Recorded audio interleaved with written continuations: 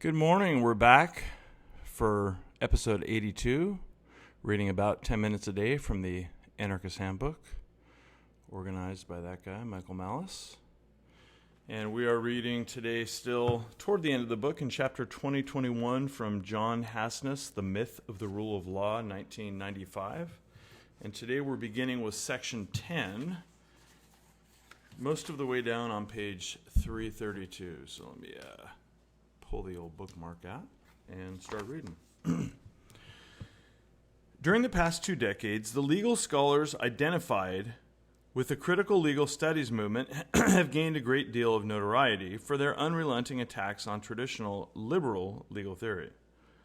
The modus operandi of these scholars has been to select a specific area of the law and show that because the rules and principles that comprise it are logically incoherent, legal outcomes can always be manipulated by those in power to favor their interests at the expense of the politically subordinated classes.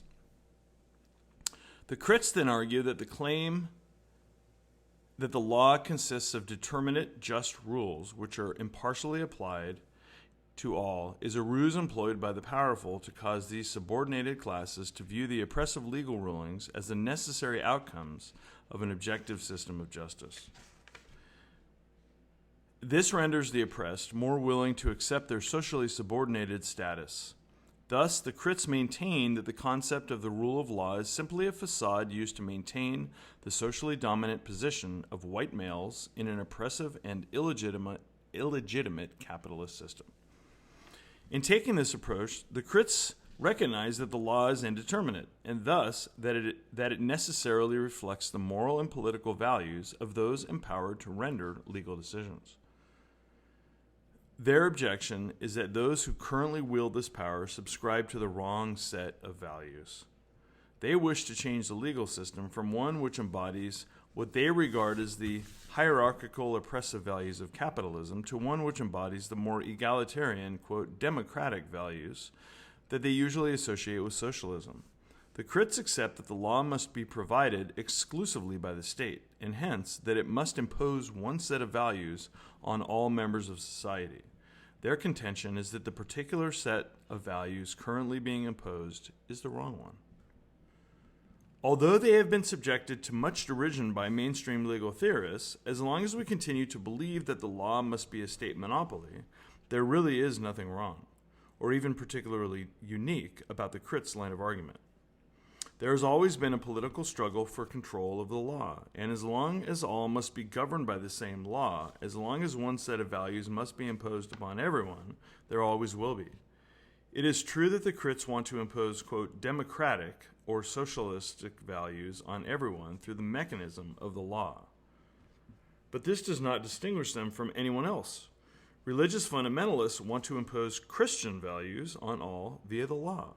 Liberal Democrats want the law to ensure that everyone acts so as to realize a, quote, compassionate society, while conservative Republicans want it to ensure the realization of, quote, family values or, quote, civic virtue. Even libertarians insist that all should be governed by a law that enshrines respect for individual liberty as its preeminent value. The crits may believe that the law should embody a different set of values than liberals or conservatives or libertarians, but this is the only thing that differentiates them from these other groups. Because the other groups have accepted the myth of the rule of law, they perceive what they are doing not as a struggle for political control, but as an attempt to depoliticize the law and return it to its proper form as the neutral embodiment of objective principles of justice. But the rule of law is a myth, and perception does not change reality. Although only the crits may recognize it, all engaged in a political struggle to impose their version of the good on the rest of society, and as long as the law remains the exclusive province of the state, this will always be the case. Section 11. What is the significance of these observations? Are we condemned to a continual political struggle for the control of the legal system? Well, yes. As long as the law remains a state monopoly, we are. But I would ask you to note that this is a conditional statement while you consider the following parable. A long time ago, in a galaxy far away, there existed a parallel Earth that contained a nation called Monocysia. Monocysia was remarkably similar to the present-day United States. It had the same level of technological development, the same social problems, and was governed by the same type of common law legal system. In fact, Monocysia had a federal constitution that was identical to that of the United States in all respects except one. However, that distinction was quite an odd one. For some reason lost to history, the Monocysian founding fathers had included a provision in the Constitution that required all shoes manufactured or imported into Monocysia to be the same size. The particular size could be determined by Congress, but whatever size was selected represented the only size shoe permitted in the country. As you may imagine, in Monocysia, shoe size was a serious political issue. Although there were a few radical fringe groups which argued for either extremely small or extremely large sizes, Monocysia was essentially a two-party system, with most of the electorate divided between the Liberal Democratic Party and the Conservative Republican Party. The Liberal Democratic position on shoe size was that social justice demanded the legal size be a large size, such as 9 or 10. They presented the egalitarian argument that everyone should have equal access to shoes, and that this could only be achieved by legislating a large shoe size. After all, people with small feet could still use shoes that were too large, even if they did have to stuff some newspapers into them. But people with large feet would be completely disenfranchised if the legal size was a small one. Interestingly, the Liberal Democratic Party contained a larger than average number of people who were tall.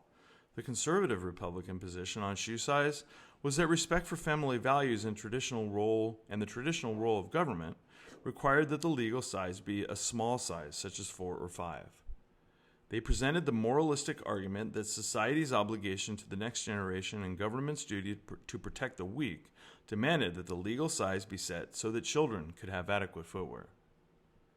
They contended that children needed reasonably well-fitting shoes while they were in their formative years and their feet were tender. Later, when they were adults and their feet were fully developed, they would be able to cope with the rigors of barefoot life. Interestingly, the conservative Republican Party contained a larger than average number of people who were short. Every 2 years, as congressional elections approached, and especially when this corresponded with a presidential election, the rhetoric over the shoe size issue heated up. The liberal Democrats would accuse the conservative Republicans of being under the control of the fundamentalist Christians and of intolerantly attempting to impose their religious values on society. The conservative Republicans would accuse the liberal Democrats of being misguided, bleeding-heart do-gooders who were either the dupes of the socialists or socialists themselves. However, after the elections, the shoe size legislation actually hammered out by the President and Congress always seemed to set the legal shoe size close to a 7, which was the average foot size in Monocysia. Further, this legislation always defined the size in broad terms so that it might encompass a size or 2 on either side, and authorized the manufacture of shoes made of extremely flexible materials that could stretch or contract as necessary. For this reason, most average-sized Monocysians, who were predominantly politically moderate, had acceptable footwear. This state of affairs seemed quite natural to everyone in Monocysia except a boy named Socrates. Socrates was a pensive, shy young man who, when not reading a book, was often lost in thought. His contemplative nature caused his parents to think of him as a dreamer, his schoolmates to think of him as a nerd, and everyone else to think of him as a bit odd. One day, after learning about the Monocysian Constitution in school and listening to his parents discuss the latest public opinion poll on the shoe size issue, Socrates approached his parents and said, quote, "I have an idea. Why don't we amend the Constitution to permit shoemakers to manufacture and sell more than one size shoe? Then everyone could have shoes that fit, and we wouldn't have to argue about what the legal shoe size would be anymore." Socrates' parents found his naive idealism amusing and were proud that their son was so imaginative. For this reason, they tried to show him that his idea was a silly one in a way that would not discourage him from future creative thinking. Thus, Socrates' father said, quote, "That's a very interesting idea, son, but it's simply not practical. There's always been only one size shoe in monocysia, so that's just the way things have to be.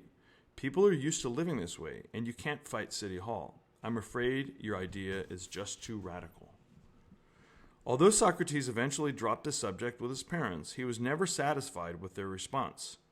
During his teenage years, he became more interested in politics and decided to take his idea to the liberal Democrats. He thought that because they believed all citizens were entitled to adequate footwear, they would surely see the value of his proposal. However, although they seemed to listen with interest and thanked him for his input, they were not impressed with his idea. As the leader of the local party explained, quote, "Your idea is fine in theory, but it will never work in practice. If manufacturers could make whatever size shoes they wanted, consumers would be at the mercy of unscrupulous business people. Each manufacturer would set up his or her own scale of sizes, and consumers would have no way of determining what their foot size truly was. In such a case, profit-hungry shoe salespeople could easily trick the unwary consumer into buying the wrong size. Without the government setting the size, there would be no guarantee that any shoe was really the size it purported to be. We simply cannot abandon the public to the vicissitudes of an unregulated market in shoes." And we'll wrap up right there, bottom of page 336, and come back tomorrow to read another episode, reading about 10 minutes a day from the Anarchist Handbook, organized by Michael Malice.